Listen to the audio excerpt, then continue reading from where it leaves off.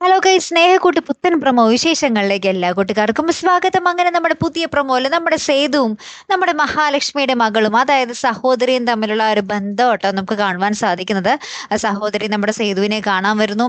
പിന്നെ സേതുവും സഹോദരിയുമായിട്ട് കുറച്ചുള്ള മുഹൂർത്തങ്ങൾ, നമ്മുടെ സഹോദരിയുടെ കല്യാണമാകാൻ പോകുന്നു. അങ്ങനത്തെ കുറച്ച് നല്ല നിമിഷങ്ങൾ തന്നെയാണ് നമുക്ക് കാണുവാൻ സാധിക്കുന്നത്. ഏറ്റവും ഒടുവിൽ നമ്മുടെ ഋതു പല്ലവിയുടെ അടുത്ത് ഇങ്ങനെ കരഞ്ഞുകൊണ്ട് ഇന്ദ്രയിത്തുമായിട്ടുള്ള കാര്യങ്ങളൊക്കെ പറയുമ്പോൾ നമ്മുടെ പല്ലവി പറയുന്നുണ്ട് ഋതുവിന്റെ അടുത്ത്, നീ അവന്റെ എന്താ പറയാ, അവന്റെ പന്ത് എനിക്ക് വിട്ടു തന്നേക്ക്, ഞാൻ അവനെ അടിച്ചൊതുക്കിക്കോളാം എന്ന് പറയുക കേട്ടോ.